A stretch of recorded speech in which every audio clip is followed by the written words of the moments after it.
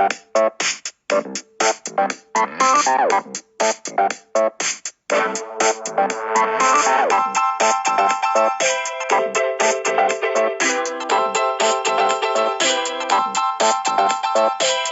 to Different Gravy, not just another Sheffield Wednesday podcast. I'm one of the hosts, Richard Miller, and my co-host, is it a bird? Is it a plane? No, of course, it's your boy, Luke Ledall again. How are you doing today, Luke? I'm okay. How are you doing, Rich? Yeah, I'm all right. It's pretty warm here in the UK.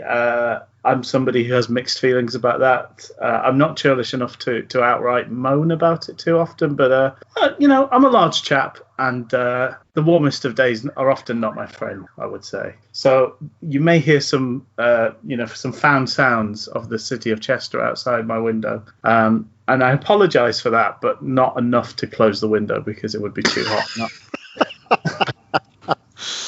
Oh, I had some pretty bad news this week. Firstly, I found out that my mum has been in the hospital, and whatever she was battling, she passed away on Thursday. So I don't know. Initially, we thought about not doing this episode. I think there's enough stuff going on in the world, and there's enough waiting of anything to recommence that people don't really need to hear me waffle and spout some bullshit about Sheffield Wednesday. But the more I kind of thought about it, the more I thought like it'd be nice to just carry on with some things and have like a little bit of normality kind of pushing on, and also just as a tribute to my mum as well, just to say thank you. So oh man. So I just wanted to thank her and celebrate her life. So well, I'm glad to be a part of that, and thinking about you and your family, and this is there's no easy way through these sort of things, but I think keeping some handle on normalcy or whatever normal is nowadays, maybe as good a way to work through things as anything, I guess. So we had sort of, as Luke said, half decided not to do an episode today, but I was quite pleased on your text. I think it's generally we have fun doing these things, and hopefully it'll still be a similar sort of level of our output despite very difficult circumstances. I think this sound that I'm about to play has never been more timely and well thought through. Oh, and sort of awkwardly, I'm going to have to go for the old original. Breaking hoo-hoos. The Quarren drop wasn't working for some reason. That's a strange one. Well, basically, news-wise, as it relates to Sheffield Wednesday, we have a date for the vote on how things will proceed. That's going to be a week on Monday, which feels like so close to when things need to be happening to sort things out. I mean, I don't know at this point. I think we all kind of roughly know. I think everybody knows what needs to be done, so it's not going to be a huge surprise. But yeah, we are. I feel like everything's just been turning around exceptionally quickly, considering all the time it takes to get things set up. Well, I wonder if the tactics are that the Football League has decided what they want to happen, and they're setting all those things in motion. And then by the time we have the vote, it's a bit like the, on a wedding day, the, speak now or forever hold your peace moment. Like nobody's really expected to come up with any issues at that stage. That's just a cursory kind of, we're ticking the box. You had your chance. And, yes. Yeah. Because players are back in training this week, albeit in sort of shifts. So things are going to get geared up for football to happen, and to happen in a particular way. And then, by the time the votes happened, teams would have been in training for 2 weeks. So presumably it's all going to proceed along a fairly expected route of travel. The vote is more of a rubber stamp rather than the clubs actually being consulted about their future and their staff. It's just, I don't know, everything's just impeccably strange all the time. Let's just be honest. So maybe I'm surprised, maybe I'm not surprised. Maybe it's Yeah.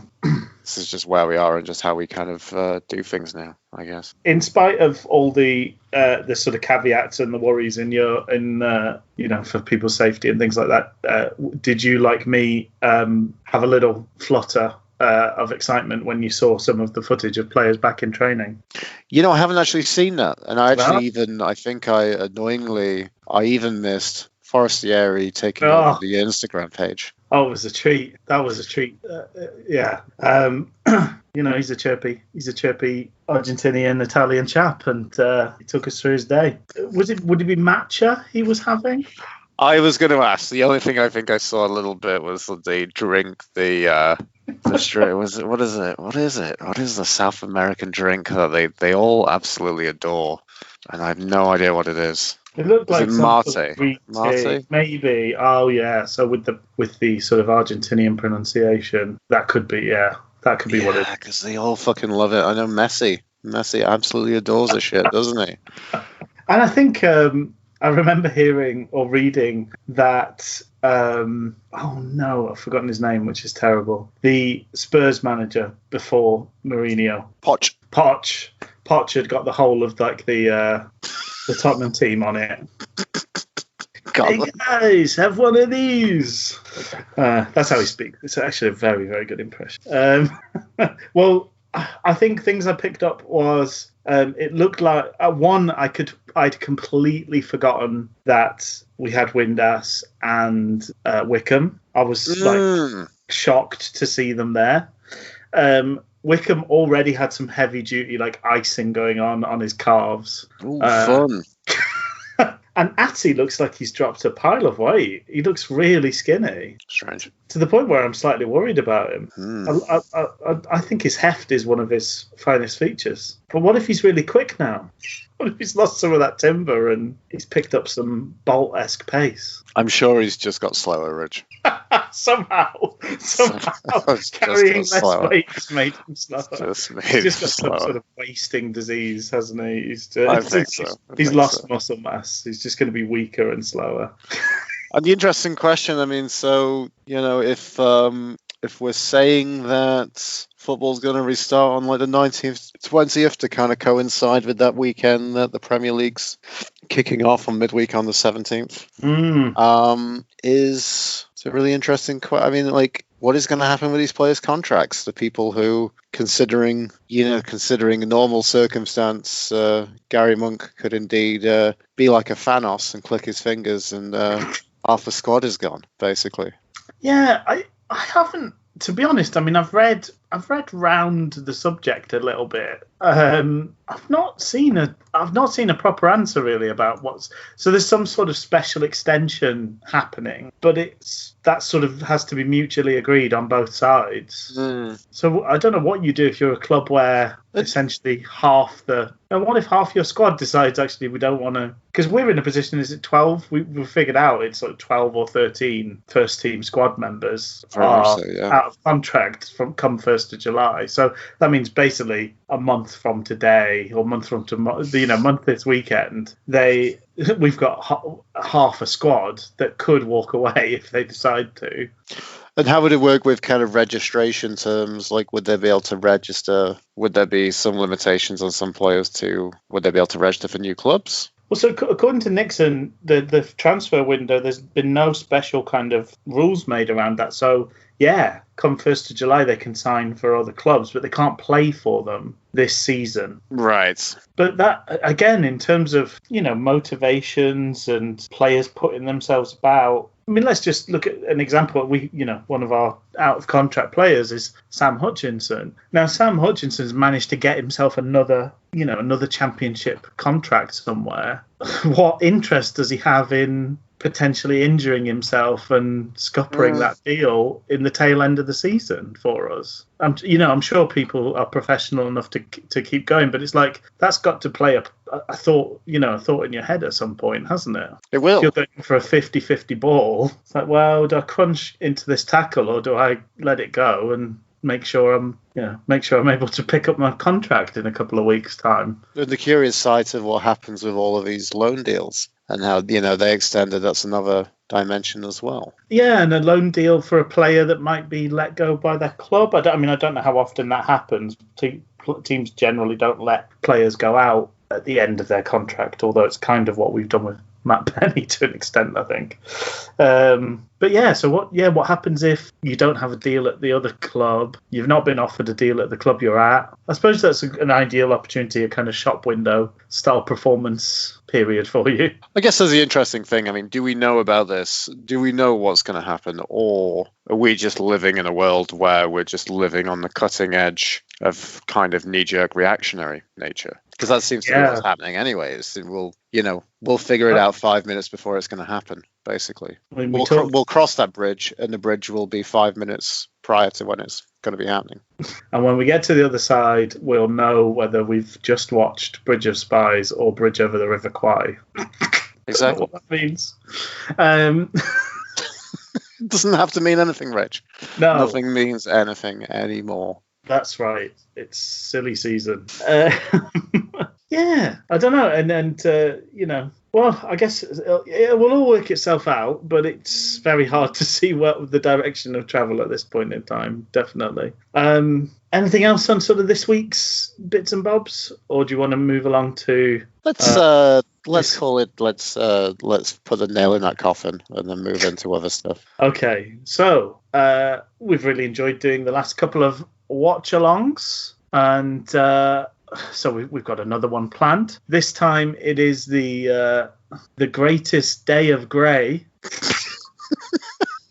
So does that mean the greyest day? The greyest, different gravy. Yeah, different gravy. I don't know. Yeah, Stuart Gray's kind of finest hour. There's only one shade of grey, and it's greater. That's what we're saying. It's the best fan fiction you can base off of the Twilight series involving Stuart Gray. There was a narwhal going at me like Billy, or that's not a very good Stuart Gray, but so this is for in case you somehow did not get which match we're talking about from that description, and I mean, what are you doing here if you didn't get it from that? But, what are you doing here? Just turn off the phone. We don't want you listening. Yeah, full stop. Sheffield Wednesday versus Leeds United from January 2014. This was quite the day. Stuart Gray, still caretaker manager at this point, hadn't actually been given the job by Milan Mandaric. But this was pretty much the day that made the decision for him. Shall we get it started? I think we should. I also just want to kind of go back and just say I love the idea that we would just actively try and disencourage people listening to this podcast. Apparently in this new COVID world, beggars like ourselves can be choosers. Isn't that right, Rich? I wasn't telling people not to listen. I was making a joke that our stumbling, awful introduction would have given almost no clues as to what we were going to talk about. So, for a bit of a change, Luke, do you want to do the countdown to kick off? I will. Thank you very much. Okay, so 3, 2, 1, and go. So it's actually not kick-off, is it? We're in the tunnel, so there's a bit of build-up. Yes, we're getting a full match experience here. Oh, look, there's Chris Kirkland. I've got to say, the people who are still with us. There is the Colossus, Big Dave. Tom Lee's on the other side here as well. There he is. Oh, wow. Yeah. Oh, Conor Wigwam. Yes. In another life. And there is Rita. What a beast of a man. Rita Johnson. Chris Kirkland. So, Liam Palmer, Kieran Lee, but maybe a less extent, a past life version of Conor Wickham, who are still players that are still around this Wednesday, Thursday. And Atty as well. Yeah. So do you think he's looking more gaunt than he is there? Is that what you're saying? He just looks slimmer. I've always thought he looked quite sort of big around the middle. A fit man, clearly, because I think for the fact he lacks pace, he's actually normally like he doesn't struggle for stamina. I don't think Atty very often. But yeah, he just looks. He looks like there's less around his middle, and his arms looked a bit thinner as well. I thought he just looks like he's lost weight, basically, a bit thinner in the face. Looks stacked. He does. Just to focus then, sorry, the Leeds manager Brian McDermott. A real callback to. I don't think he does anything anymore. Is he even employed anywhere anymore? I think he is. I think he popped up somewhere weird recently. Well, it's Mowat. The Barnsley captain, and Jimmy Kebby, I think his name is. Where was his character? Oh no, you might be right actually. Yeah, he was sacked by Reading in 2016, and then that's it. Oh, that's intriguing. He went back into Reading to try and restoke the fire there. Yes. That did not happen. Those roaring fires of Reading that we all remember. Firing up the biscuit factory.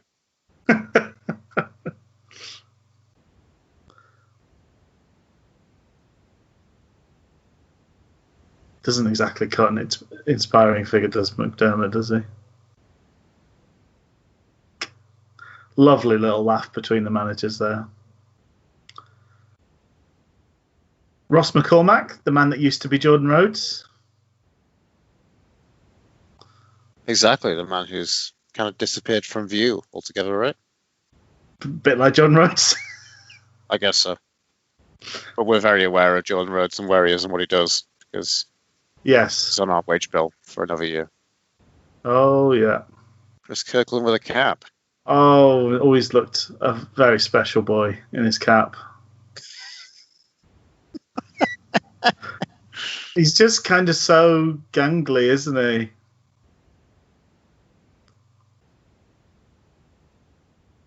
So who's going to be playing right back? Because the centre back pairing is Louvens and Miguel Liera. Oh, right back's Palmer. Yeah. And then Reader at left back. Okay. And then we've got Semedo, Kieran Lee, Maguire, Jax Magoma in the middle. Mm-hmm. And then Wickham and Nuyu up top. Did we talk about Addy and Wigwam up front in recent times? I'm not sure, actually. We've not seen it, have we, since... I suppose he's barely been fit, but we've not really seen it tried this time round, have we? Atty was big pals with Magoma, wasn't he? They were really, matey off the field. Oh, yeah, they were huge pals. I always think that must be that's a weird football thing, isn't it? But then I guess it happens in other workplaces. But you've got your little special mate, and then they go somewhere else.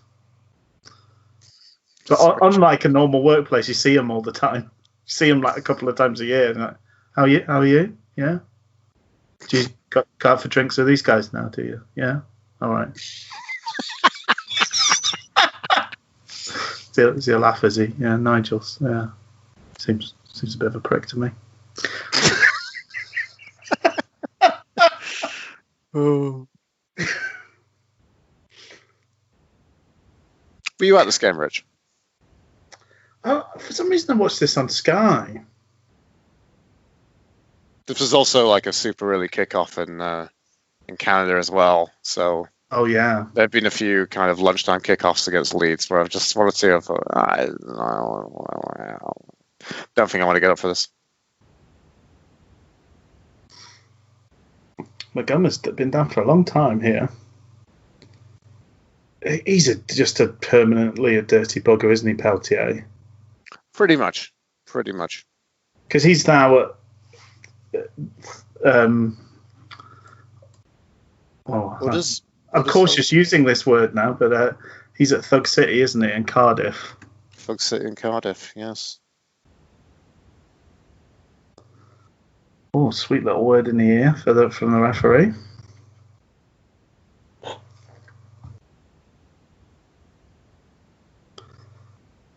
What a weird start.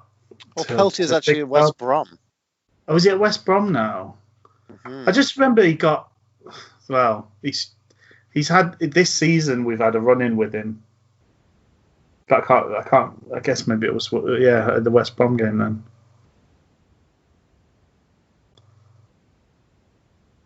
Paddy Kenny, cough syrup in each hand,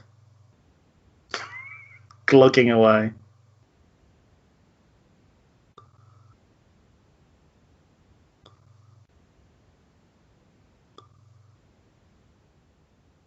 It's nice seeing. I like Kieran Lee with the 20 on his back. I don't know. It just feels like feels right.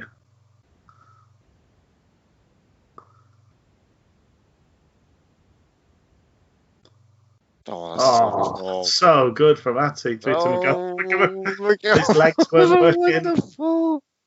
What a beautiful little slip and slide from McGowan there. It's just.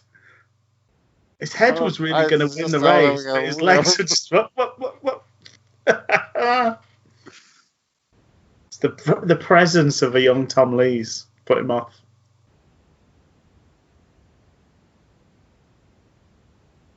Atty controlling the ball with his taint there.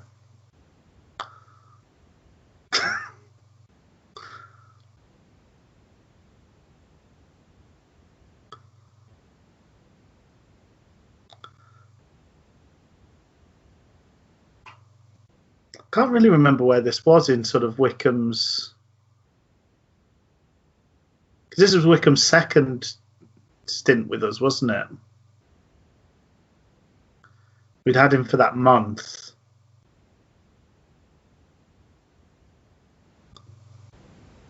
I don't know. I can't quite remember. I'm really not sure. I'll be honest. His long and checkered history with us.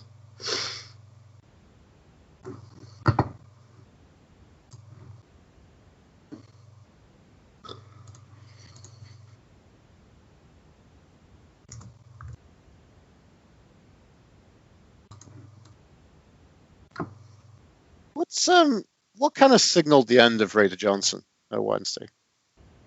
I'm still really unclear about the last days of Raider Johnson. He developed like a bruised bone or something like that in his foot, and it wasn't healing properly. And I think basically it boiled down to there just wasn't enough sun in like Sheffield to kind of for him to heal. Right. Because that is one of the things with like different skin tones. Like, yes.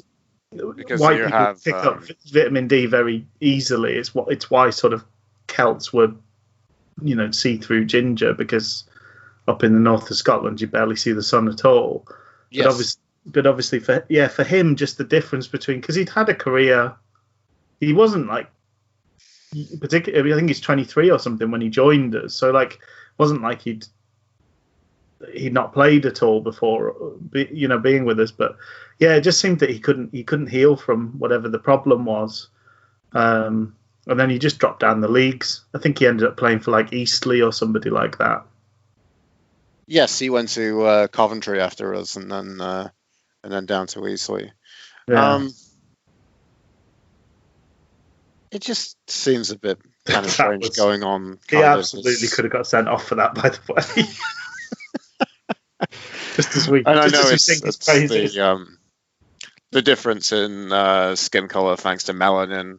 There's a whole thing about how you're filtering the sun's rays, and then so obviously people like Reader with that skin color. If you're as far north as you are in the world as the UK, then you're not going to get vitamin D from the sun.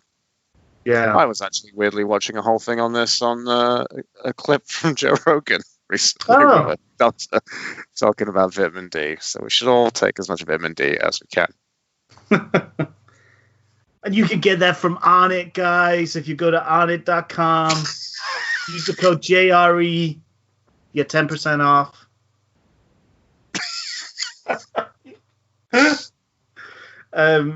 No, but there are conditions. I mean, particularly one of them is multiple sclerosis, that because basically English and Scottish people by and large are the same genetic stock. There's certain conditions, and Americans and Canadians. There's certain conditions that affect people north of the border more than yes. And one of them is multiple sclerosis. So that the presumption there is that vitamin D plays a big part. How you get that into your system is a different question. So you hope that sort of taking a vitamin supplement will do the job, but it's not the same as being out in the sunshine. So the way your body processes it is quite different. So it's a kind of it's a hit and hope approach. That's why A&W do a thing every year to against MS. Oh yeah, which is has been spearheaded by Christine Sinclair, Canadian women's soccer legend. And I also got tested early days in Canada, and they said, you have no vitamin D in your bloodstream. Wow. So I've been trying to take the supplement since. Anyway, that was a harsh refereeing decision on Atty, calling that handball. Looked like he controlled it well to me.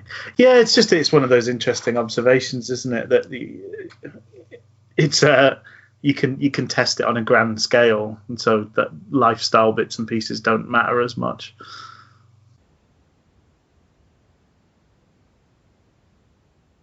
Tom Lee's going for a little run into the Wednesday half there. 44 is Ross McCormack, isn't it? As you've mentioned. Yes. And Paddy Kenny. So Leeds playing 3 at the back? Or was it just 3 when they're sort of coming for... Yeah, it looks like 3 at the back. Sorry. I mean, this was a fairly half-decent kind of lead side. I don't think it's anything near the quality of the last kind of 3 years, I would say. But I remember this being a pretty decent side we were up against. Which, as well as being Leeds, it makes it all the more richer for this win as well. They were a pretty formidable outfit, I would say. I'd sort of characterise Leeds... And I think there's a couple of other teams that sort of fall into this category, but I think Leeds kind of, the identity they used to have was a pretty good selection of the best British players outside of the top tier of football. Not too many players from other countries necessarily, but you might get a Welshman, a Scotsman, and several Englishmen. Whether or not they walk into a bar is, neither here nor there. But obviously the team they have now is gathered from the 4 corners of the globe. But yeah, so they seem to be quite comfortable taking a punt on players from the SPL and giving them a chance, and that pays off fairly often for them. It's a scrappy start, isn't it? Considering it becomes such a kind of high scoring game. That was not far off a decent break for Leeds. McCormack playing on the last man, which is typically looking like it's going to be very much a kind of Wednesday kind of Leeds kind of tight derby battle. That kind of happens with these things. Tom Lee's just towered above Reader Johnson there, by the way. It's weird watching him in his and the opposition. Because I know, wasn't it when we signed him, a lot of people mentioned the fact that he was here and present for this game. I think he goes off at half time in this game. I think that might be what happens because they put Smith on, don't they? Not to spoil it too much, but Smith doesn't last very long. Massive, hulking monster, Matt Smith. But I remember there being a story that like Warnock basically hung him out to dry after a game against Wednesday. But that must be a different game. Was that maybe like there was like a 4-1 game, wasn't there, as well, I think, around this time? Because obviously Warnock, why would Warnock be talking about it? He's not the manager. Ooh. Ooh, yellow as well for the error.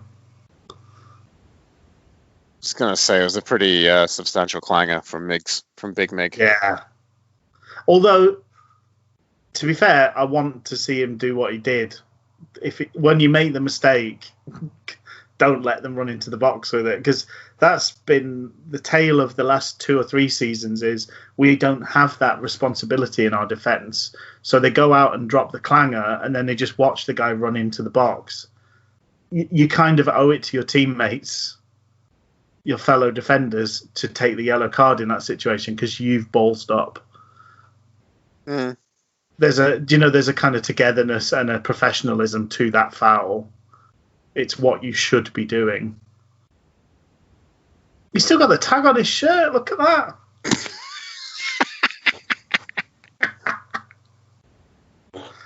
Pop in fresh tags, fresh to death lead side. Honestly, I quite like the tracksuit top Leeds came out in. This away shirt is just an abomination. It's pretty ugly, yeah. It doesn't have an alibi. Daphne and Celeste. Daphne and Celeste would attest. Mind you, I never really enjoyed this home shirt a great deal from Wednesday. It's okay. With the swoop. The swoopy, bibby, toppy bit, yeah. Look at that, it's hideous. Yeah. It's awful. We had, is this the season where we had the split sponsorship as well? It was, because I remember that when I saw Bartercard on the thing. So Bartercard did the away shirt, and then Bartercard was away, and Wank Disco.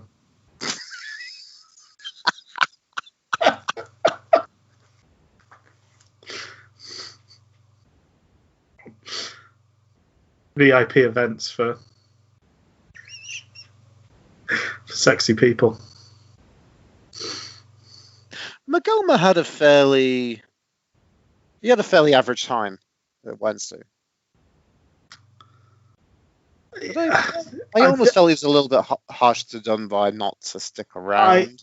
I think he was hard done, but I think the crowd just never took to him for whatever reason. Which never really helped, and he wasn't a strong enough character to kind of work through that either. I don't know. I don't remember him having many bad games, but I also don't remember him. He was never as good as he should be. I think he had a lot. He has a lot in his. Obviously, I mean, he's been star of the show for Birmingham City at times, so he's got a lot to offer. But I just felt most games you weren't getting the full jacks. You were getting a bit of a half-hearted effort. It's weird. Wickham taking throw-ins as well. I know. There's some odd stuff going on. And taking it short. Taking it short, even at a distance as well, like far removed from the touchline. It was. Oh, but when you get quality deliveries like that, Luke, maybe it's all worthwhile. I love how you said that just as Liera just placed it directly at the Leeds, and then just creates a situation where Kirkland has to tackle. That's good goalkeeping.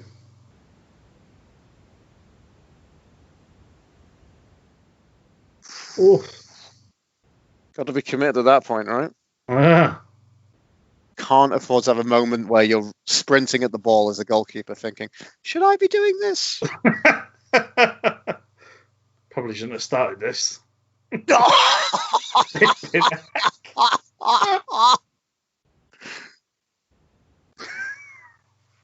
I did wonder now, maybe, Rich, if you get the time, or maybe I can do this if I actually manage to magic up some time. To say goodbye to Sam Hutchinson, we could do a montage of all his best tough tackles, and we could do it to Baba O'Reilly by The Who in similar UFC fashion. I was just thinking that was a very kind of UFC thing. What a break. Oh. Pass was a bit behind him, but he did pretty well out of that. He did well out of the situation, yeah. But he didn't hit the target, unfortunately. That would be fun. I was reminded. I was listening to a podcast I rather enjoy called Heavy Hands, where they talk about talk about UFC, MMA in fine detail. But they were they were. There's a video of the kind of classic UFC commentators, Joe Rogan being one of them, and the other one being Mike Goldberg, but somebody playing their commentary over glitches from the UFC game by EA Sports, and it's a real treat. It's a hilarious video, but just like people whose like skin has fallen off their heads and things like that, and the commentators go, "Oh my, we've never seen anything like this before." It's a good time. It's a good time. Wickham just bought a very, very soft foul there. We really decided to just let Wickham do everything. He's on free kicks now as well. Oh, Paddy Kenny is a uniquely sort of unattractive man, isn't he? He really does look like a sort of if you made a pig human hybrid, probably would look quite a lot. Here we go. Here we go. Rainer Johnson. The whole Leeds defence trying to play offside. With disastrous results.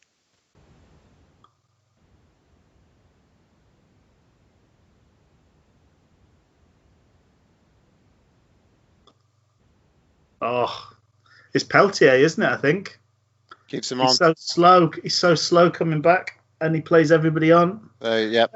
Great pass by Kieran Lee. Chips it into Reader. Chests it down. Sort of has a moment where he looks like he doesn't really know what to do with it, but puts his right foot through it and gets the beautifully loquacious kind of reaction from such a big lumbering player. The fact that he just completely wrong foots Kenny. He has a moment of zen, doesn't he? There's a moment of panic and then the moment of zen almost immediately behind it. It's great to see. As the kids say, you love to see it. Scenes. Absolute limbs. I hate that one. That makes me want to punch myself in the face. Oh, unlucky. That was a nice little bit of football. Just slightly too far away from Kieran Lee.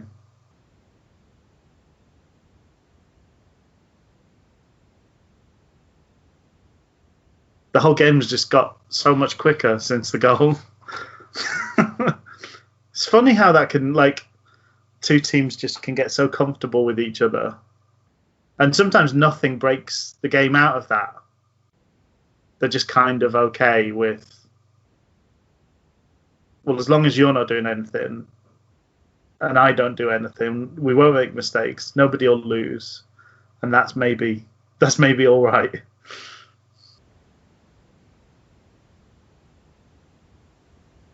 Who is this strange character taking a throw for Leeds? I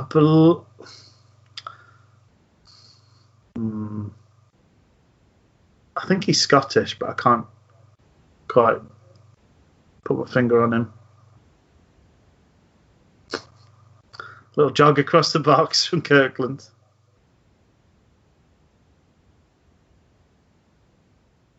Oh, I love that. Kirkland, one of the best goalkeepers we've ever had in terms of time wasting. Really, he was so good at just eking out seconds in those.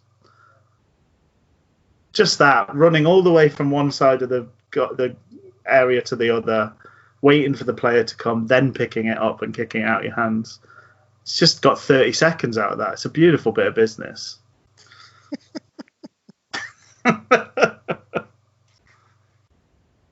Weaver was good as well. Weaver really, he played the fact he was sort of old to a T.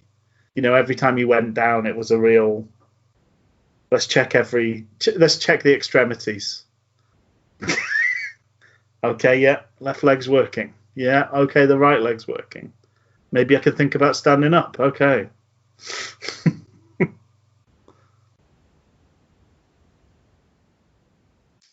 Oh, strength from Semedo. Oof.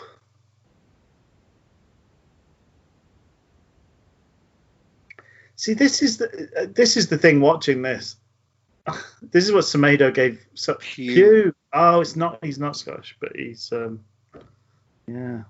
Danny Pugh, would it be? Mark Pugh. Pewey to his friends. Oh, Danny Pugh. It was a pretty nasty tackle, that one. He squeezed quite late. Oh, and the same Danny Pugh who spent time alone at Wednesday. Oh, we did have a Pew, didn't we? We did. We pulled up a Pew for a time. I think he was. To me, he's a similar figure to David Jones. You know, kind of useful. He can play midfield. He can play wing. He can play fullback at a push.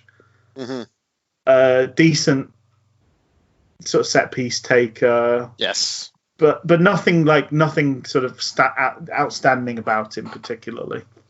But he'll get the odd perler. He'll get a couple of perlers. Flipping heck.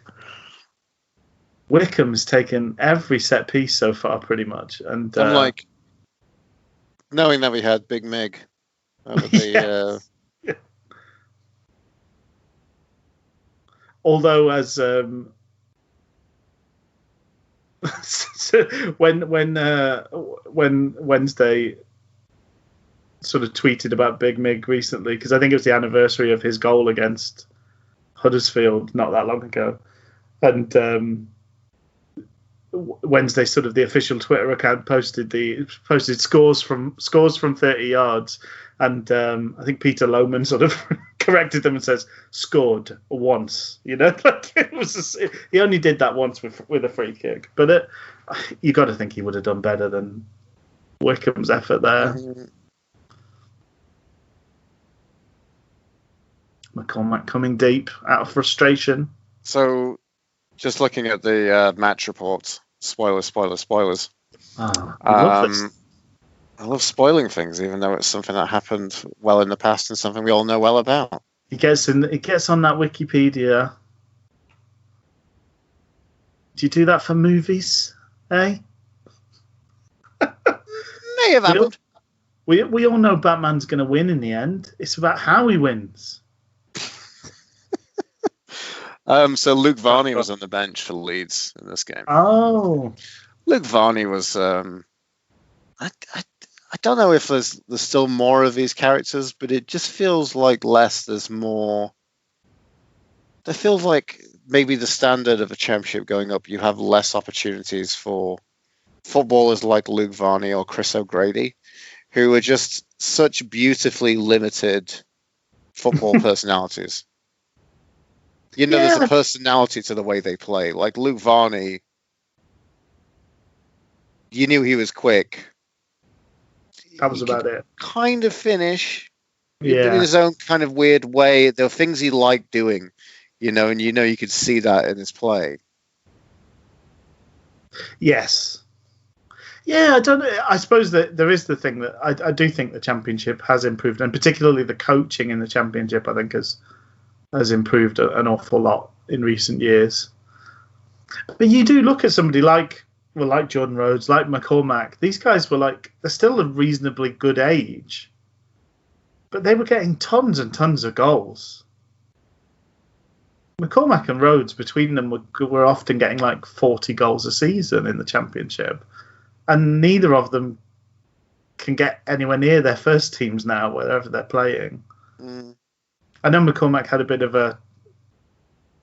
that weird thing where he couldn't get out of his gates or something, and Bruce punished him for it, didn't he? Yes, that was.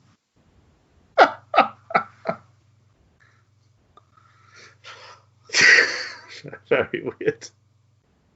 I was going to say, though, you see what Semedo brings here in terms of his energy levels. We were talking about how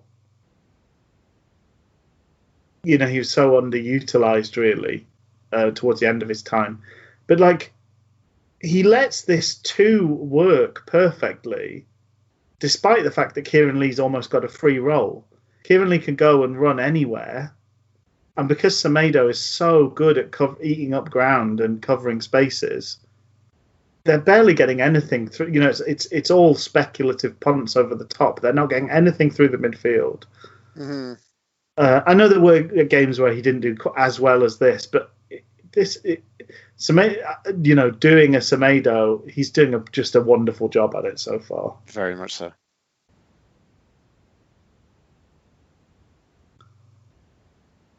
And I think using the ball well when he gets it. The only time he lost possession, it was a foul that was played on. So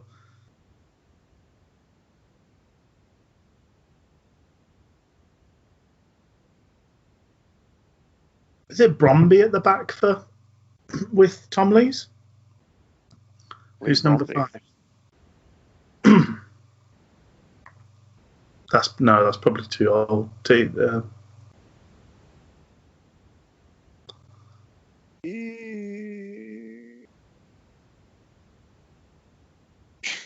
No, it's Pierce. I think that's Alex okay. Pierce, I want to say. Yeah.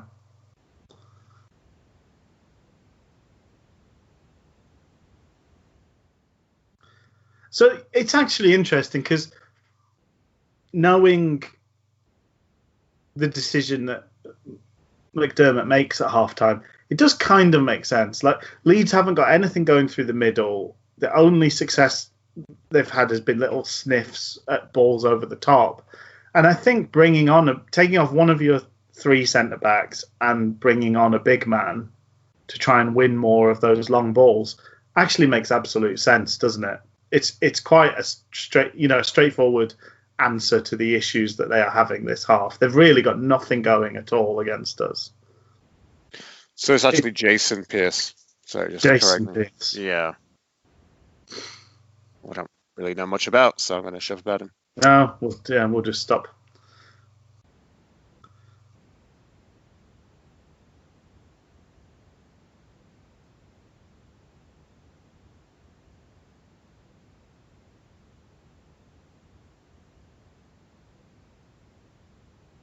That's nice from Magoma. Oh. That was a fun little trick, though. Mm-hmm. Couple of little tricks. The feint's nice as well to get inside of the winger. It did feel a little bit like the Wickham of this age just had a little bit of everything at this level, there were at times I just couldn't believe how good he looked. Is it an own goal?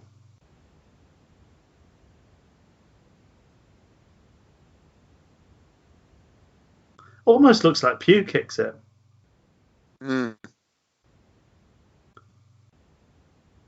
Before Raider shonks it into the net. Yeah.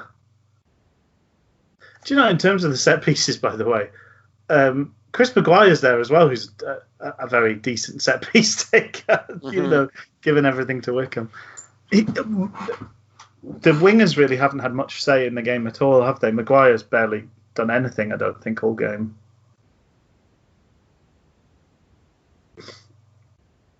But maybe part of his job's keeping them quiet going the other way.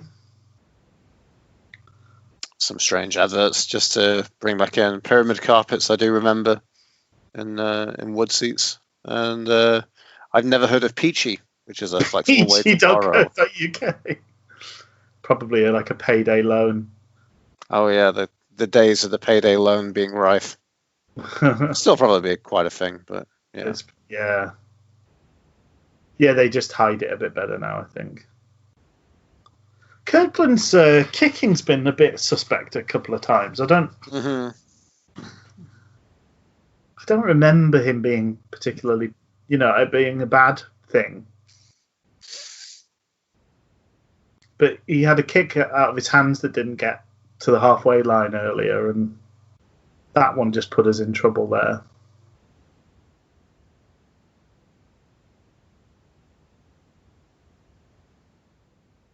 I think Varney in some ways was like a bit of a prototype for Vardy.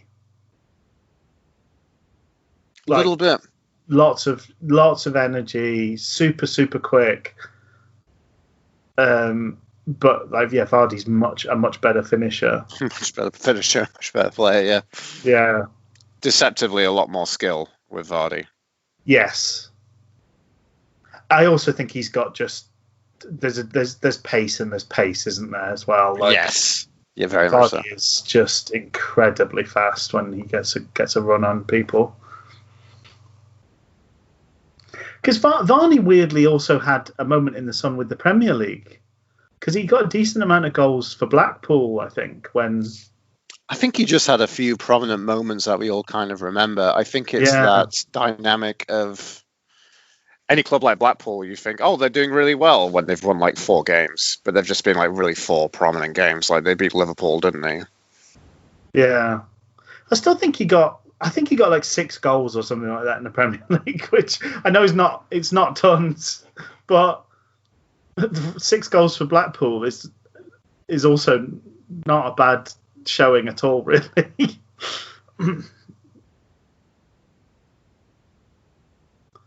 That team was really bizarre. It was just throw. It was throwing spaghetti at the wall and hoping that you made a bolognese. It's a host of those players who are the kind of quick but limited footballers. Mm. You know, there was a lot of options. They had a lot of like quick wing options. I think Holloway just liked signing lots of players and hoping that something happened by magic. Yeah, that was pretty much it. It was just going absolutely gung-ho. I mean, it wasn't... I think it was entertaining, but it wasn't particularly... it worked a few times. It did. But he did that at Palace, didn't he? He signed so many players that Barry Bannon couldn't get a squad number despite the fact he'd been signed that summer. Mm. Which led to us getting him, right? Exactly. But that is... You've got to pay attention to what your manager's doing, surely, to make sure that sort of stuff doesn't happen. Because Bannon was at Blackpool, wasn't he? He was, yes. Yeah, sorry, that was the sort of link in my mind. I did that bit. So that's what kind of... I think that's where he first sort of got a good run at first-team football, was under Holloway. Mm.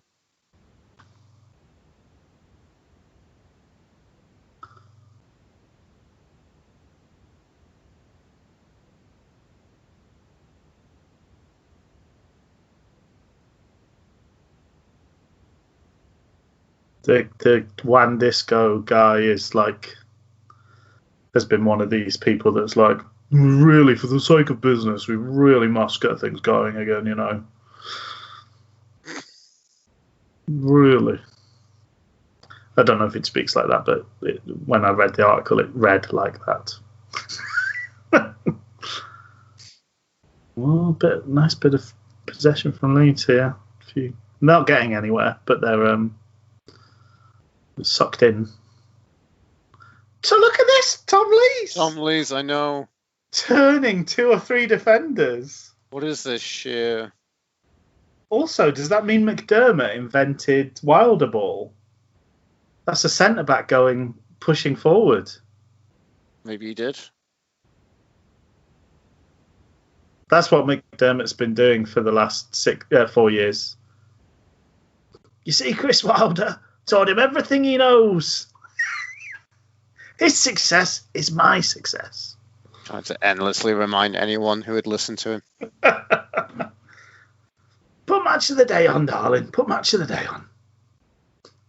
Overlapping centre backs. Yep, that were me, that. Did it with Tom Lees. You ever heard of Tom Lees? If anyone could make a purse out of a sow's ear. Tom Lees was my wet clay.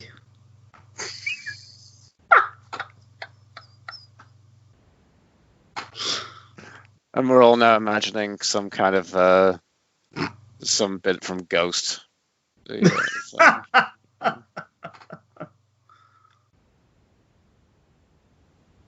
Oh, do you know, just in terms of,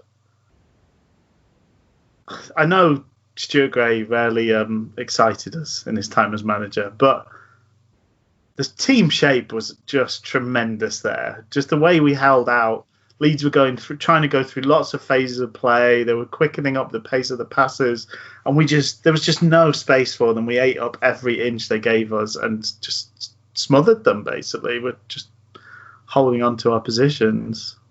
It's really, it's very nice to see, especially considering we're a team at the moment that quite often is like 3-0 down at half time, having not shown any, influence on the play, game plan, etc.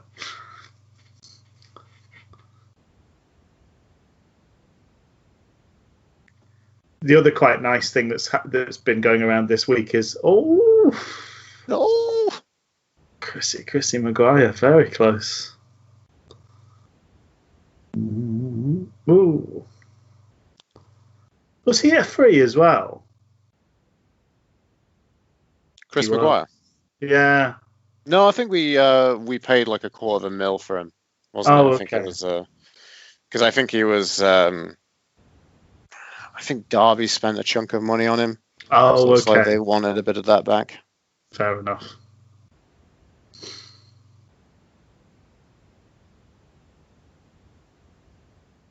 Oh, Semedo's got done a bit there.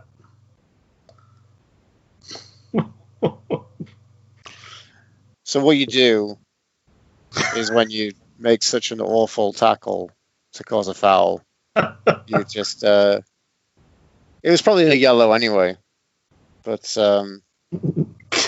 maybe you just get a little bit of just a lighter shade of yellow, maybe because you just act like you've been injured from your own doing.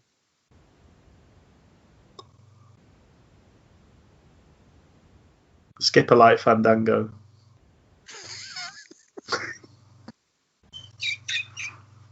Look at little Liam Palmer. Well, that was what I was going to say. Yeah. So one of the nice things that's been going around this week is because it's the anniversary of the playoff win in Cardiff, and one of the nicest things to see was a picture of a young Liam Palmer at the game that day, which is very cute, and also just reminds you that he's one of us. He's one of us. 22 for Liam Palmer. That feels like an oddly satisfying number for Liam Palmer as well. Yes. I'm quite happy with a lot of these squad numbers. Has he won 24 at some point as well? I feel like he has, yeah. Feels like 12 year as well. But yeah, definitely a bit of 12. And he's won 8.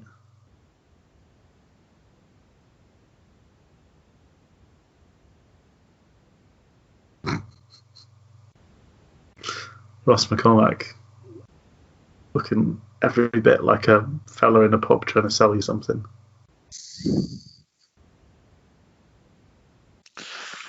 Oh, and he was such a disastrous signing for Aston Villa. They spent so much money on him. Oh, they did. So rubbish. Offside. Oh yeah, flipping heck. They're miles off. All of them.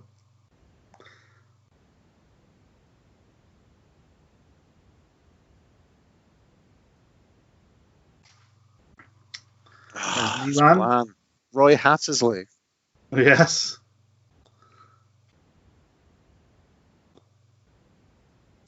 Oh.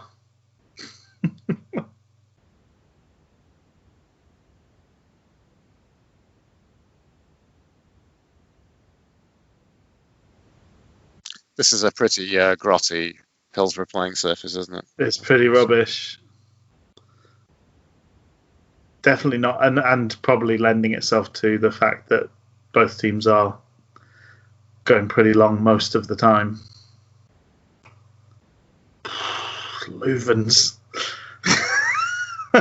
taking his life in his hands with a bit of terrible control in the box. First touch, terrible. Second touch tackle.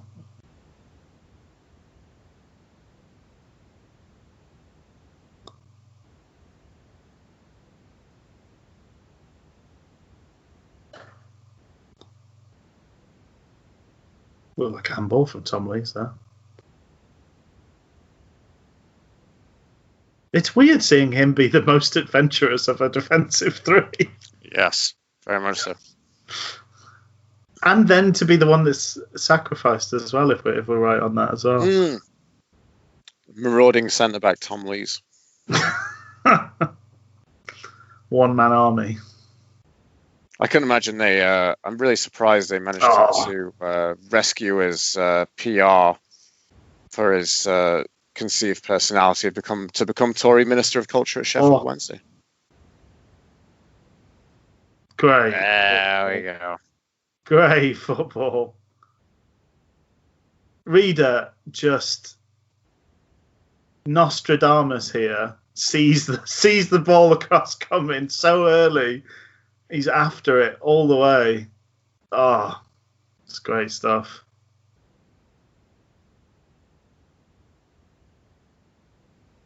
It's just a lovely overlap, space. There's so much time. Great vision from Kieran Lee. Both Wickham and Kieran Lee taking the time to let things develop, not rushing it, not playing it into where they hope players will be, letting things happen and play and reacting accordingly. It's great. It's a beautiful pass by Kieran Lee and a great finish by Atinu.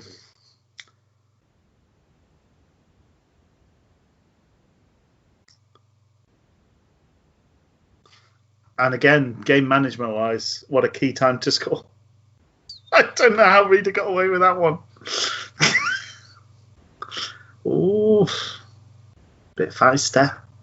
Do you think maybe the sacrifice of of Tom Lees at half time was just to kind of get that attacking shape, that adventure from Matt Smith who they brought on? You also don't. I mean, it may well be that because if they've got three centre backs on, if they normally played with two and this was a kind of gambit for the game, it might be that Tom Lees wasn't one of the first choice centre backs. Well, he's done kind of okay. He's not really been at fault. He's done all right, yeah. But if you've got, if we did I don't know. Well, we've done it a couple of times this season, haven't we? Like, if you've got Iorfa, Burner, and... Well, that's not a good example because we generally pick the wrong players in those scenarios.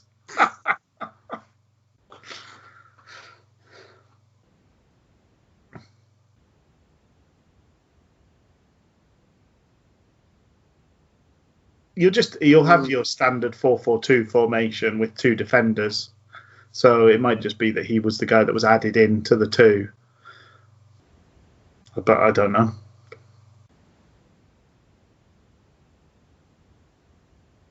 He looks very young at this stage, Tom Lees. Mm-hmm.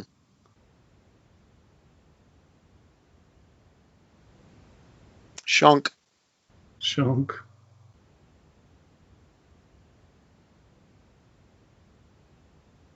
Reader captain as well. Mm.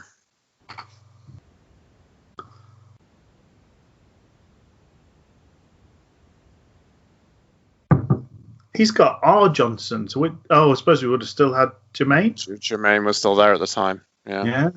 Oh, do you think we'll get a cameo? I don't think so. Know. But now I'm just thinking about whether I can. Jermaine Johnson should be on Cameo.com, and I should give him some money so he can do a shout out. Oh, bomb! Oh my word! That was such a good move as well. Liam Palmer so close to getting his second senior league goal then. Oh, that's it for the first half. I think this was the birth of Kieran Lee. Oh, what did he say? He's like he's playing with mirrors, didn't he? Playing with wing mirrors was what Stuart Gray's comment was. Because Lee had been signed and then never played by Tom Jones. That's not unusual. I'm not going to play you, Kieran Lee, said Tom Jones. What's new, pussycat? Well, you're not playing today. Dave Jones just didn't play him, did he? I think he played him once as a right back and then kind of buried him in the back of the garden. Yes. Yeah. So Gray kind of made him a midfielder. We'd signed him as a right back. He'd be player of the season as a right back. And I'm sure this was like his coming out party. I was like, oh, hold on. Not only is he a playing central midfield, he's pretty blooming good at this stuff. Because some of the passes he's played so far, I mean, the one for Liam Palmer was amazing. Kieran Lee, closeted centre midfielder.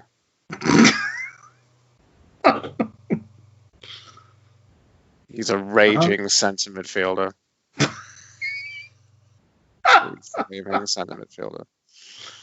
It's funny. I don't know. Yeah, I'm really curious where the revelation. Matt Smith's time on the pitch over.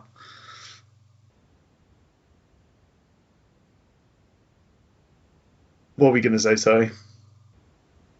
I'm just curious where that goal came from. Just the rebirth of Kieran Lee.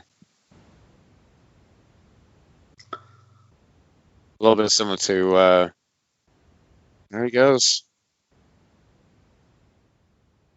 Well, Gray was a coach, wasn't he? I mean, there's assistant manager and there's assistant managers, but I think Gray was always an assistant manager who was very much a hands-on coach. And I remember when he was getting the plaudits for sort of how well he was doing with us, several players that he'd worked with previously had sort of said he's the best coach I've ever worked with.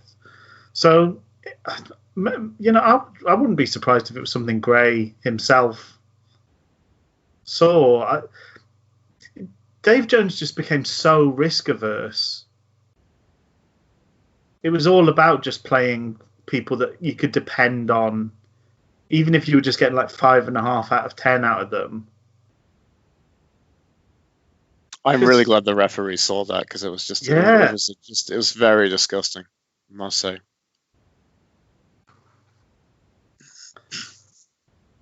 No, it's awful. Yeah, an awful elbow into the head of Reader.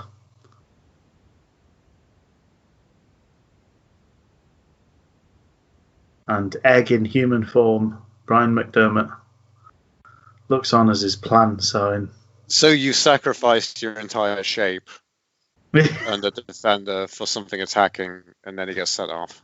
Probably told meat-headed Matt Smith to stick one on Reader early doors as well. He did. Well, he did.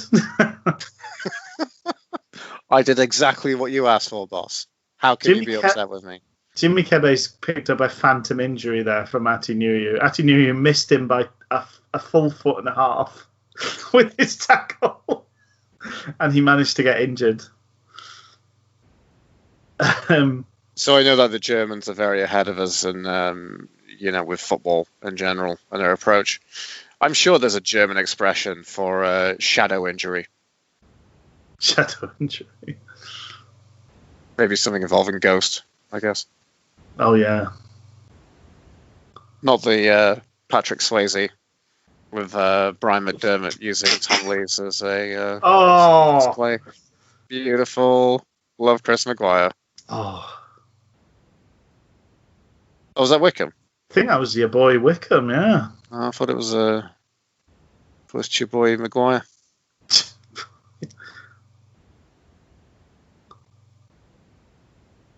There we go. Casillas on the right wing. That was really rubbish. I'm going to take It's you off. like I'm the gonna time take you on, machine. I'm going to trip over my own feet. Okay. You win that round. You keep winning rounds. This is really quite annoying. I don't like playing this game. Oh, unlucky. Beautiful. But then he makes some out of it. Oh. We should sign this guy. You know, if it's on loan now. I know. It'd be really good to get that guy on loan.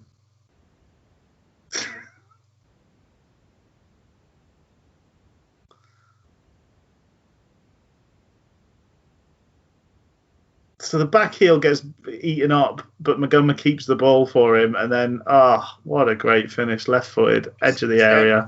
It's touch and just kind of drift wide. Just get enough space, and then just smashes it in off the post. You've got, I mean, it looks like Kenny should do better, but he's not close to it, really. I guess it's just so fast. It's past him by the time he gets down.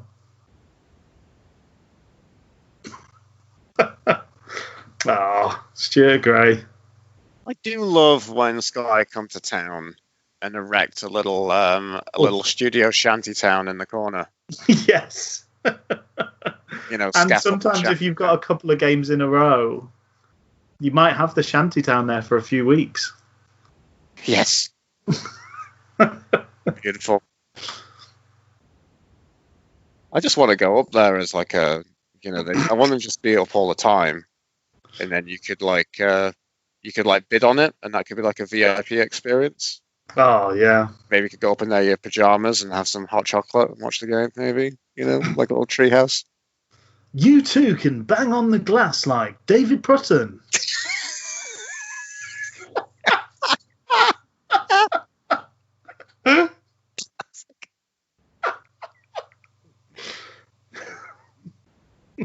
So bid on the Omaze or Omaze, or it's called. Yes. You can get up there with Jon Favreau, director of Disney's The Lion King.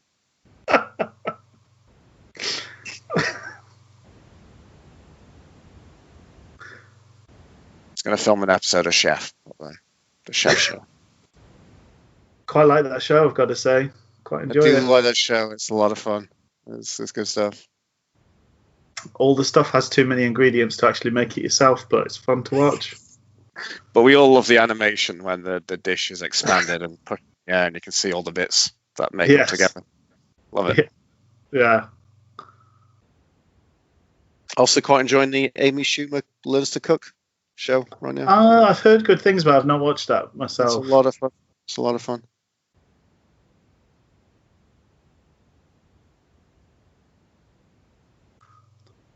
Wow. Yeah. It was good wrestling with his man, I guess, but he was very lucky to get away with that. Oh. LP. Lovely stuff from Palmer. Austin. Rudy Austin. Yeah. He's South African? He is. And now I remember there's one point I think we were linked with him after he left Leeds, and I think he would have been a decent kind of latter day Semedo. Yeah, we've really missed that sort of character, haven't we, since Semedo? Mm. I always quite admired another Leeds sort of enforcer, Bridcut. I always thought looked pretty good whenever I saw him. Someone we were linked with as well, but yeah, it happened.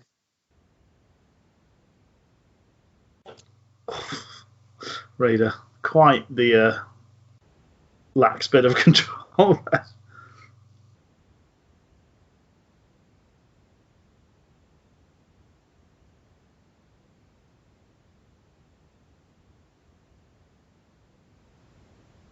we're just having fun with it now.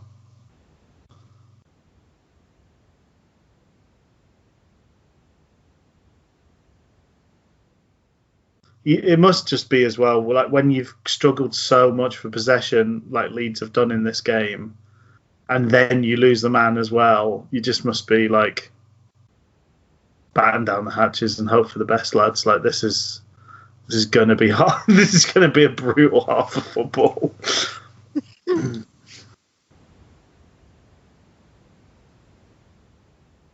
Oh. Reader just eats up another interception. Do you think he's... I always like that sort of setting the trap thing, because he obviously knows what distance he can cover. Yes. So he's kind of letting Kebe get far enough away that he looks like a good pass, but he's all over it when I do wonder. Yeah, I do wonder how much of that he's cognizant of, and whether it's just a natural part of his game that he doesn't think about. It's interesting.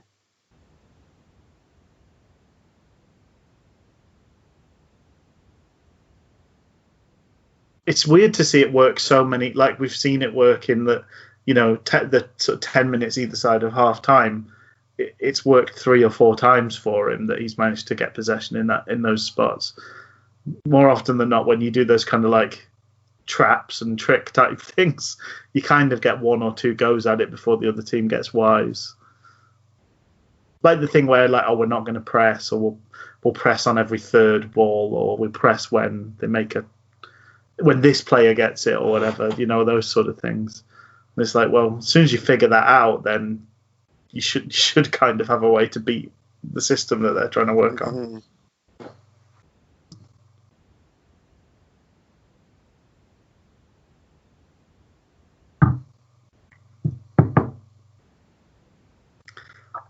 That's a great goal. The touch from Magoma is really good, actually. The little stop, and that just gives Wickham the time to get up, get round, and get back on it. Is that him off? No, okay. He just looked really tired the last couple of times they've cut to him.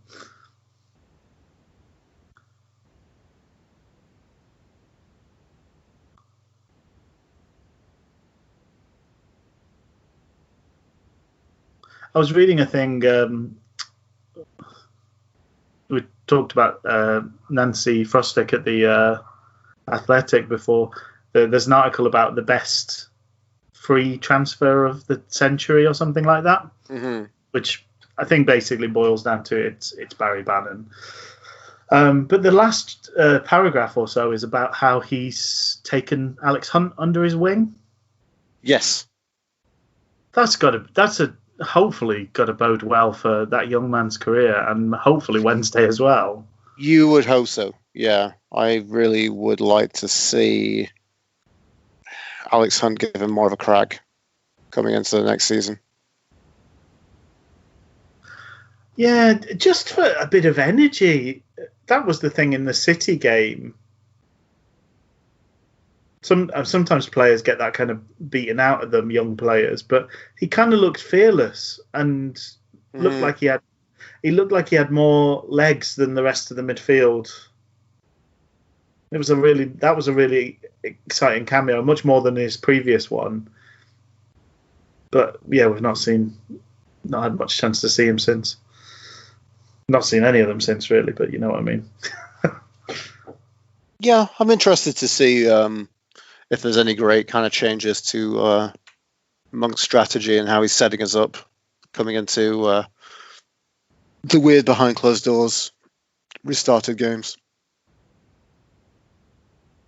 Have you watched any of the German football? Since the restart? No, I haven't. I was thinking of maybe subscribing to DAZN again. Maybe give him some shekels to watch the Prem. Yeah, it doesn't.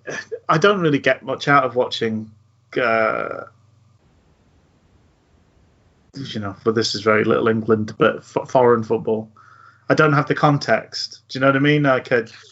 No, I mean, so much of this is relies on the emotional investment, right? That's why we do this. Yes, exactly. Yeah, but it also seems like most leagues have 8. I suppose the Premier League's been like that this season, but it's not normally so one-sided. Like it's like Borussia Dortmund are supposed to win 6-0 every week, apart from when they play Bayern Munich, when it might be a contest. That's not particularly fun for me to watch. Yeah. Ironically, we're watching a game with a really piled up scoreline, but this was completely out of the ordinary and completely unexpected. But it just seems to be the norm that they'll get like cricket scores against everybody every week, and I don't know. That's just me, though. I've just, I don't know. I always root for. I don't know why people get excited still about in the middle of Roger Federer mania, like somebody winning their 5th Wimbledon in a row is so unexciting to me. I want the guy that's not won it to win. I want the underdog to put to pull something off. But some people just like that. They just some people want to support the Patriots. They want to follow Tiger Woods at the pump. That's what they like to do. For me, it's just tedious and boring. I don't care that one person is really good at doing that one thing. It doesn't do anything. Yeah, I wonder if also a lot of that was bred into me from kind of growing up and especially living in Sheffield. There's a bit of a conscious connection with snooker, but the methodical dominance of the game from Stephen Hendry was absolutely tedious beyond anything I can describe. I enjoyed the year when Jimmy White had a crack at beating him. Yeah. It's just I was asking about the German football because I've heard a couple of people sort of saying they're a bit worried for the game of football with no crowds because it just feels like a not great product. I don't know whether that's because we don't care as much about German football, but it would be interesting to see if that's the same feeling that we get watching Premier League and the Championship. Is that this game devoid of noise and emotions and tribalism doesn't boil down to very much as a kind of educational exercise. Even watching this game today, I mean, there's 6 goals in this game, but there's probably 80 minutes of pretty scrappy lumping it back and forth. I don't know. It's going to be an interesting time to see how things go. But yeah, it just made me. It's been intriguing watching what the UFC's done with their kind of empty arenas, but actually it's still come across pretty well. The intimacy's kind of weirdly heightened everything in the UFC, but I don't know. We'll see. I just don't know what it's going to feel like watching Wednesday with nobody else there, not being there, and nobody else there, nobody cheering, hearing the players, hearing the coaches.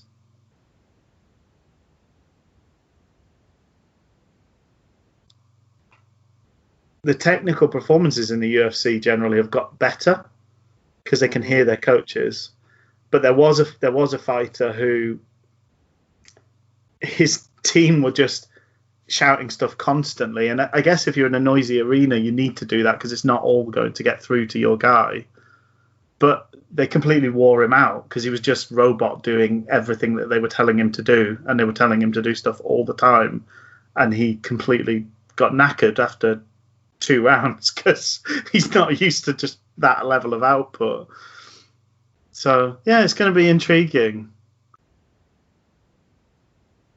Like Mourinho say when he said to Luke Shaw, he needs to be on my side of the pitch. I need to be his brain. You can be the brain for everyone in this new scenario.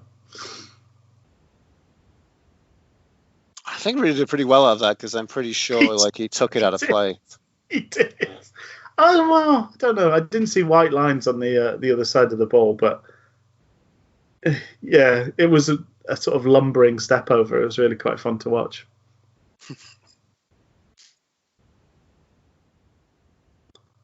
I do. I feel like I distinctly remember him doing. Was it called like a La Rondelle or something like that? You know, where you kind of like pirouette on the ball and bring the ball with you. I feel like I remember Reader doing that and like people bouncing several feet away from him.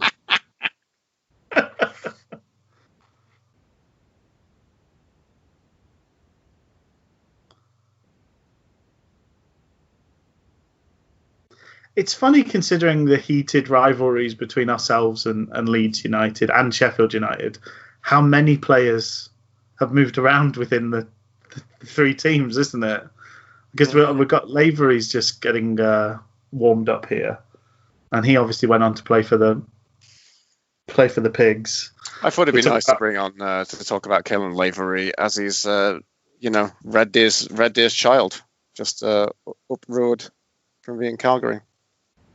Oh yeah,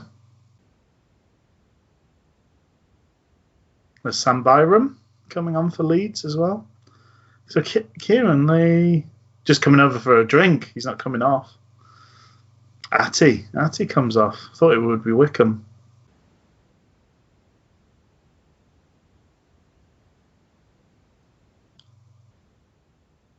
But yeah, we're seeing the champagne. For all three. We're seeing the champagne of this time with these type of substitutions, right? Like, this is the champagne of the time that something like this works. But I mean, outside of this, when it doesn't work, I think it really just shows the limitation of the fact that of the tools we had. You know, yes, yeah. Stuart Gray did exceptionally well with such a limited, shoestring budgets and amount of talent, which kind of just breaks my heart for some of the aspects of Wednesday that we've seen, spending so much money and just not doing a great deal with it.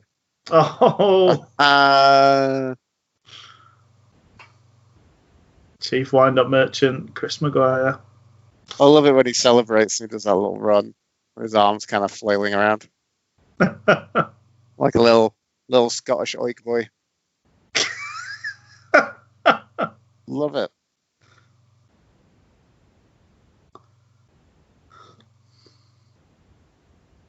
Ooh. Well, it's Austin who comes across, isn't it? It's Austin. Absolutely. It's a real emphatic deflection.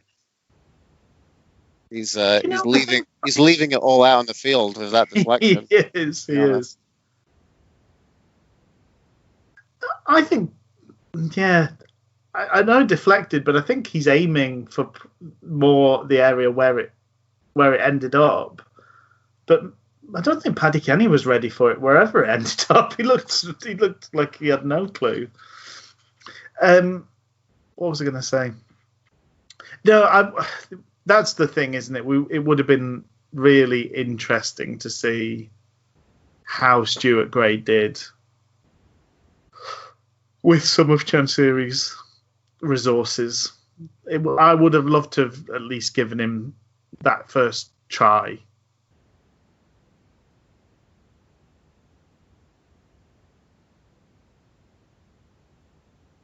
Saying that, though, it was incredibly bad to go to Hillsborough the season after this. Despite the good finish in the league, it was really tedious to watch. Did you see that we're the worst value for money at home this season?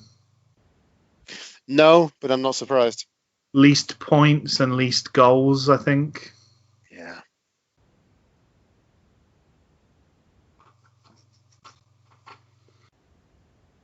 It's not even a comment on ticket prices. It's just more that it's rubbish to watch. As not getting any bang for your buck. Yeah. Ooh. No matter what the book is. Oh, it's pouring for Wigwam.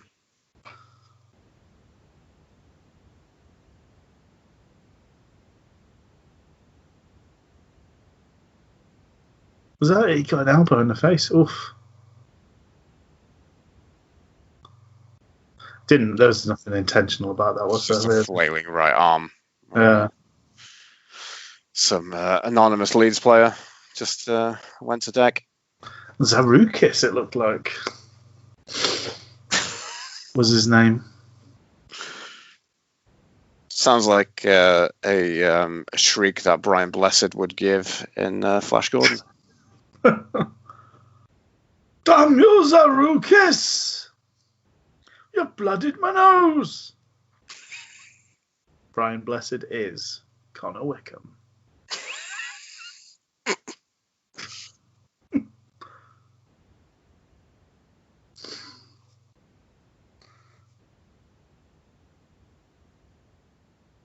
Chris McGuire looks so young as well. I know. Chewing gum again. If I tried to chew gum while I was playing football, I'd definitely end up choking on it. Choking to death, yeah. Definitely.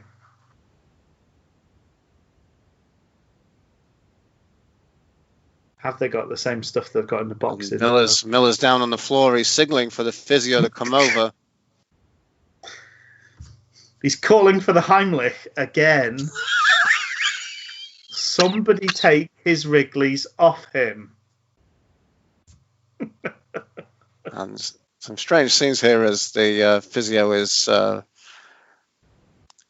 doing kind of like a drop kick on his belly to try and force the bit of chewing gum out of his mouth. He's fishing in his mouth with his index finger. There you go. There's the chuddy.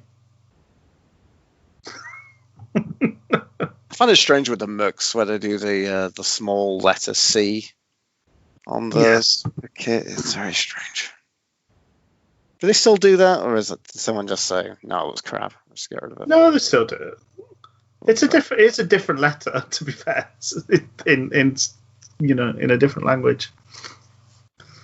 Is it? Yeah. Is it? It is. Okay. But we just represent it in English just as a small c. Because that's the problem. It's like you say big M, you say small c, big C. I could use capital and not, but that would just make me sound like I knew what I was talking about. So why would I do that? But the rest of McCormack is just in the regular capitals. So I think that's where it kind of falls down myself. But it's only the C that's small.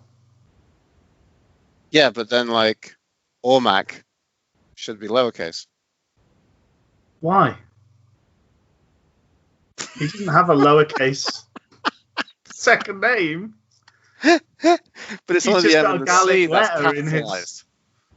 He's got a Gaelic letter in his name. I don't know. I'm sure I need to get a position at the EFL so I can make such insensitive remarks about Luke coming out against all lads. No more accents on E's, says Luke.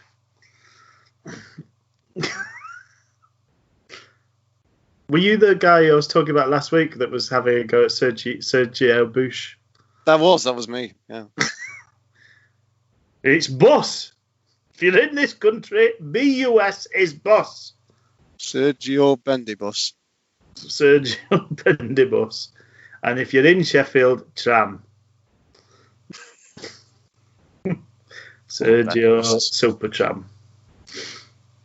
I remember a bit of being a kid and just being so delighted with the concept of sitting in the middle of the Bendibus bit where it goes around. Oh, yeah. Like, oh my god, this is the best. There we go. It's Speaking of the best, we get a bit of JJ magic. I love how you said you were a kid and that was the experience. I'm right there. If I'm on a bus or a train where there's a pivoty, bendy bit, that's where I'm standing or sitting. Where I'm getting there. That's my bit on the vehicle. So okay, so Jermaine Johnson shows seniority over Raider Johnson. So he just took the straight. He's just Johnson. Oh, that's interesting. No messing. I think we need Johnson with a 23 as well. Really, can't have him at 11. Doesn't work. Especially in such limited latter-day appearances. The ones that just broke my heart. It just made me think, oh yeah, people do get old, and people do. Oh. Oh dear, sorry. People do pass away. Is there something fun around Johnson? I don't think so. No. I saw a beautiful clip of the of Rita Johnson. I think it was during the clips for the lockdown quiz that Wednesday produced. Oh. And Rita Johnson just saying how much he loved all his chants, including the second one was the reader. Yes. Yeah. And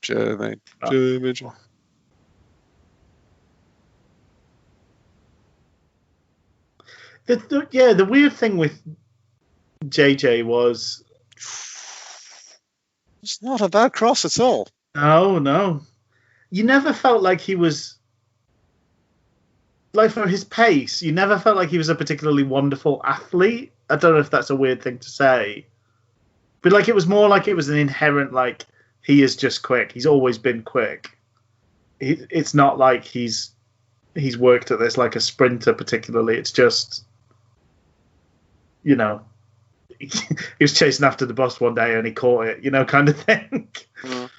And in a way, you did kind of feel like for as long, he could have been like 40 and still. Oh, that was the Leeds player's Kalinding as Kalinding, yes, as famed on Alsdog, yes. Yes, birth of many a meme.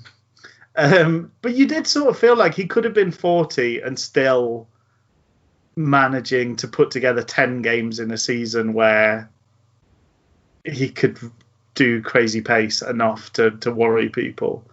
Like he could have been one of those guys that ends up in a team that has a cup run from non-league football or whatever and still be remarkably quick for a guy of his age.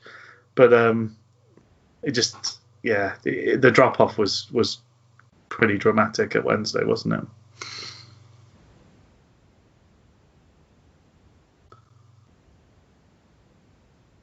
Oh, Wickham's got a no number shirt on now. I love when they do that.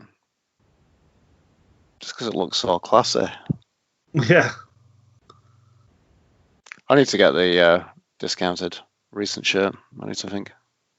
Yeah? Yeah. I'll go drop some shekels on that.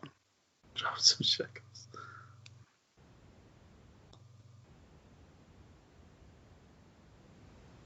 I'm trying to remember. I was quite tempted to get the away kit this time as well. Something like that. But yeah, the good old Disco Tetris is... hot Disco Tetris, yeah.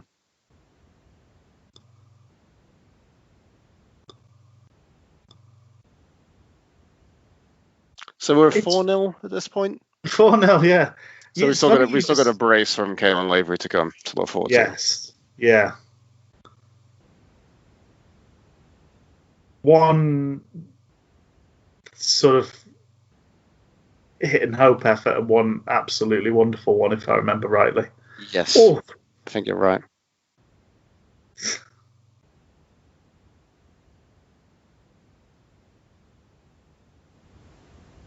He maybe gets one. I don't know. There's a goalkeeping error, I think, as well in one of them. Paddy Kenny dropping a clanger.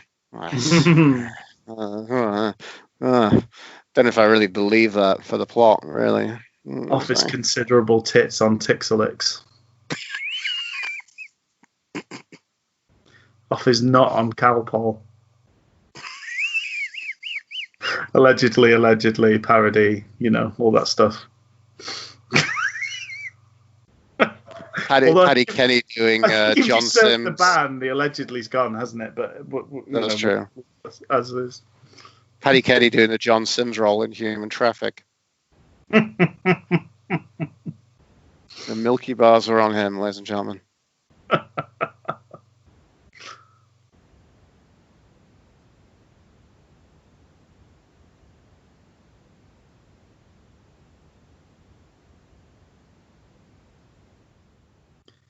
I know it's hard because you're 3 or 4 goals down, but it's remarkable how little fight there's been from Leeds in this. They have just put up very little resistance whatsoever. A lot of collinding and belly rubs, hasn't it, really? The collinding. Gotta look here, Emily. No.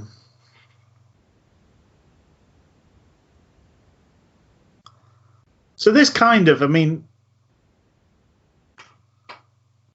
was it 4? You know, I think we got basically 4 belting years out of Kieran Lee at this kind of.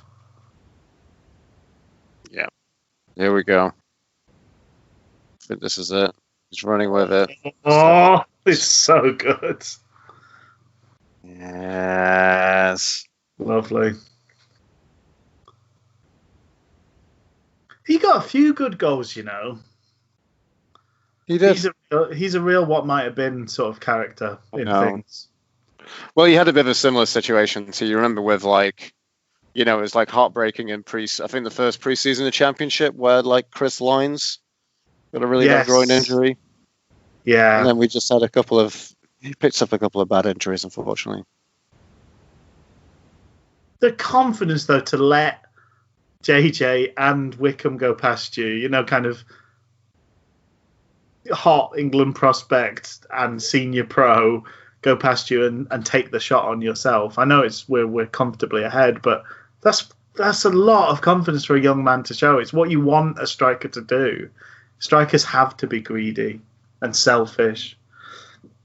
I love Paddy Kenny just watching the ball onto the post, and then when it bounces to spin round the line, that's when he reacts. Someone in an excellent wrestling match in the south stand there. Ah. All your favourites are here. Here's Jezza Hellan. We've got all your favourites. It's family circle.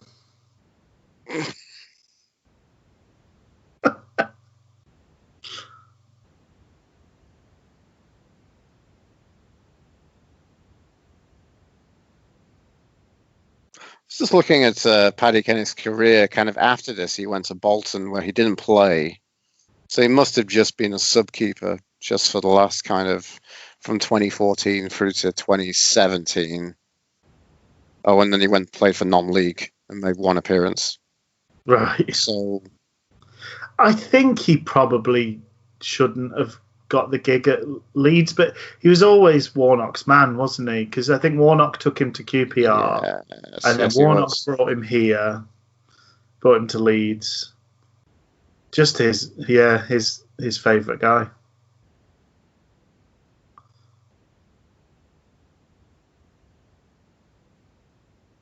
It's funny. I kind of love when managers have that.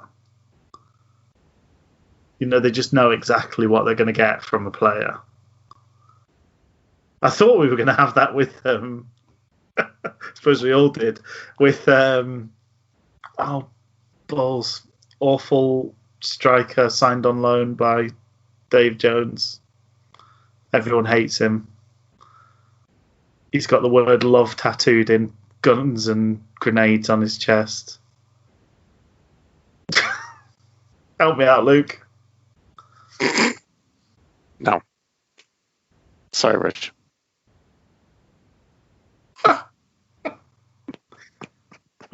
Not this time. You know who I mean. I probably do, but I think I just lapsed out of paying attention. I'm sorry.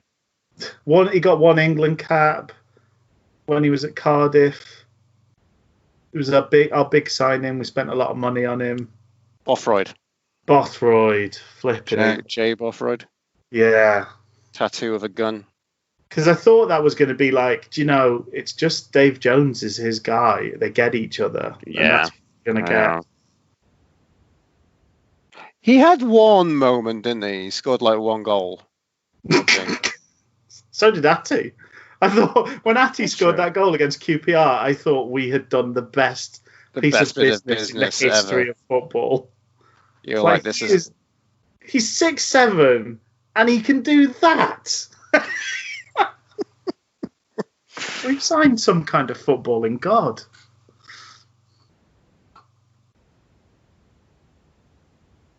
And I bought a celebratory poutine when we signed Jay Bothroyd as well. That's what cursed it. The Probably. The curse. My giant honking Hogtown poutine that I got.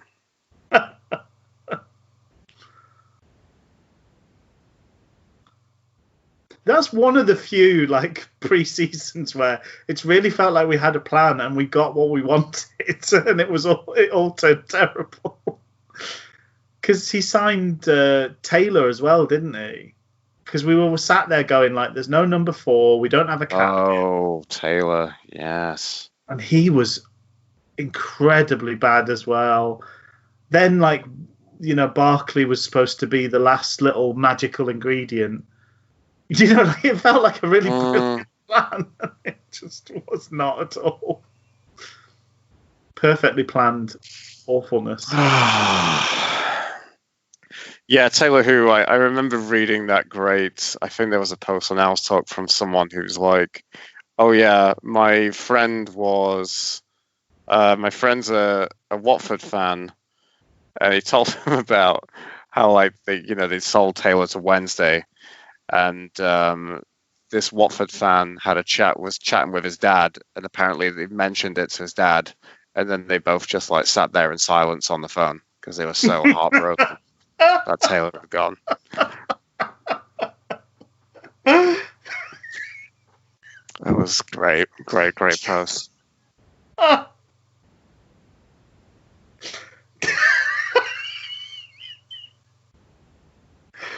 Oh dear, that's really tickled me. The vision of it.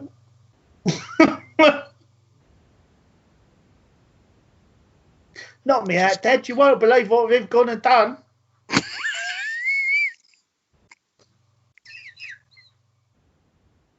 Oh, JJ. Oh my absolute word. Close to a fizzing effort. Look at the legs on Wickham, by the way. He's run himself into the ground this game, and he's still got that to give. Word, that connection from JJ. Oh, if only he's it was on target. Beautifully, hasn't he? He's hit it so well.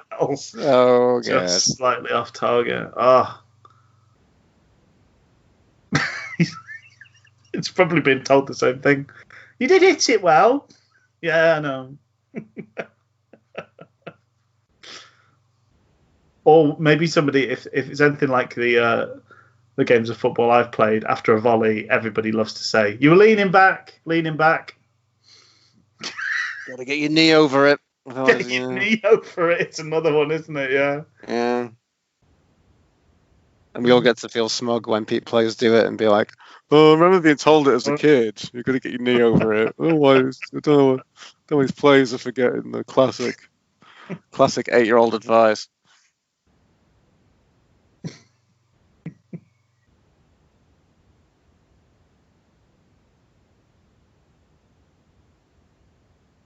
Maybe if we're hired as striking coaches, Rich, we can just for those few days before we find out to be complete charlatans, we can just get that one in and be like, "I told him, get your knee over it."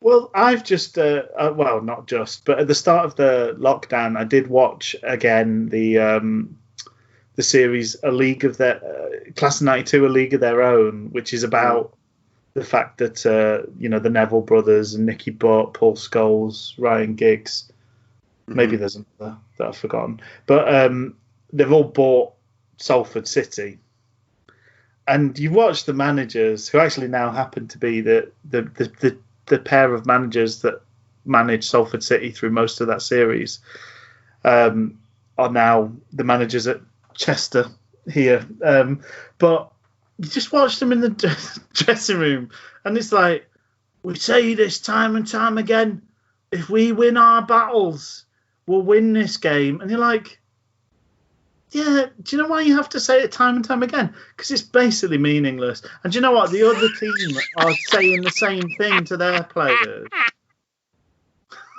Go out and win our individual battles. That's what we need to do. Everybody's saying that to each other. It's just like such nonsense. It's a bit poor man's Brian Clough, isn't it? Really, It is.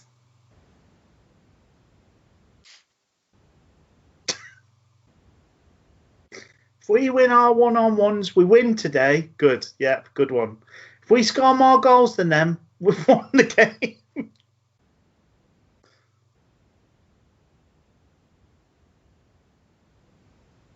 I'm astonished by the ad for Chef Results. So we've got an advert. Oh, fantastic! Oh, fantastic! Hillsborough. Yeah, okay. One of them. Yeah. Do you think do you have any have we paid a graphic designer to put something together for us? No, I'll just open Word and just get something off to them.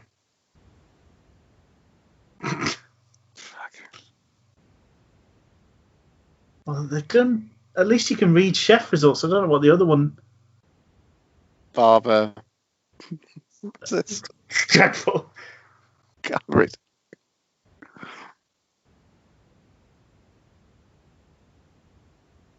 A big part of that though will be like, like a committee of who. Everyone's got to have their bit, say their bit, have their bit involved in it. And you end up with something that doesn't actually do the job that it needs to do. Is that Collini's there on the bench just before? Not sure. Looked like him. I think that is one area where we've been incredibly stagnant, is the coaching staff.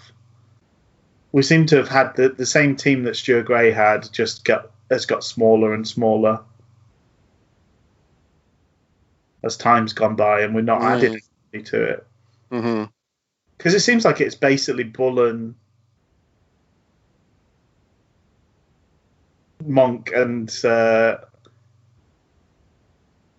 boss. I'm not doing very well for names today.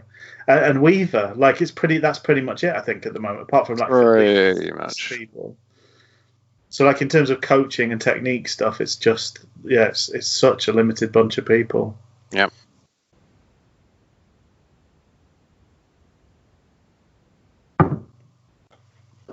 Oh, that sideline. Look how awful that is. It's awful, isn't it? It's so grim. Thank you, Deso.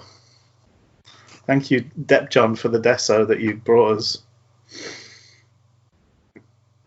I thought you were just going to go into a kind of a Alanis Morissette. Like, thank you, just said Rich. Thank you, Deso. Thank you, Dep John. Thank you. Something like that, isn't it? Oh yeah, completely. Richard Miller sings the Canadian songbook. Beautiful chest off to JJ. It's just going at such pace, just slips in. Oh, and again, you see Lavery at the bottom doing his note that he didn't get, giving it back as well, which I love to see from a young striker. He's really angry the ball didn't go to him instead of Wickham. Oh, it's good defending that. Especially considering it's like the 84th, 85th minute and you're 4-0 or 5-0 down. Do you know what time it is, guys? It's body on the line, defending time.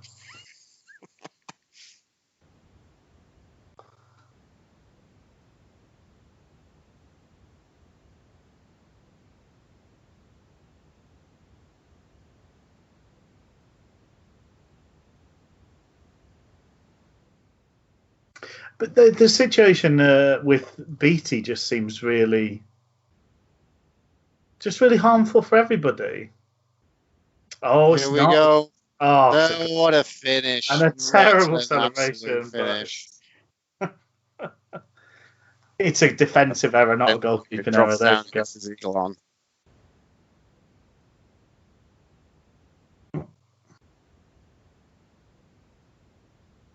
Raider fancied that for himself. Raider decided he wanted another goal.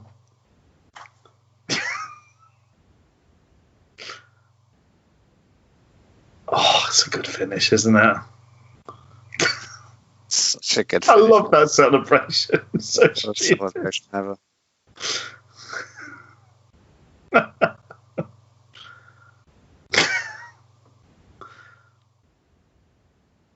Yeah, the situation with BT seems to be that we would like, we'd like him. He's Birmingham City don't want him, but they don't want us to have him. So Yes. and we don't want to pay any compensation. So he's just sat doing nothing. Yeah. He's basically on gardening leave. Or working from home, I think, at one point. Graham said about him. So, yeah. He's on furlough, is he? I think so. But you just like, it's rubbish, that, isn't it? It's rubbish for we're over. The game over. There's the end of the feed. Mm. Well, there you go. I mean, Absolute smashing. That was. what a tremendous performance. Some great goals in there. And lovely to see some old pieces. Trip down memory lane in so many ways. Oh, well. Anything else from you, Luke? Have you got anything else on your any other business? No, I think that's it. I think that ties up another episode, another watch-along episode of Different Gravy. Lovely stuff. If if you've enjoyed these, please let us know. If you've not enjoyed them, please let us know. We can try and think of something else to do. And if you've got a game that you're itching for us that's in the Wednesday YouTube feed that you're itching for us to tackle, give us a shout on that as well. Or don't. It's fine. No, I'm not going to tell you how to live your life. It's not my place, and I wouldn't presume. So, there you go. I'm going to say cheerio, Luke, before I say anything else stupid. I'll see you as well, Rich. Have a good one. Look after yourself, folks. Bye.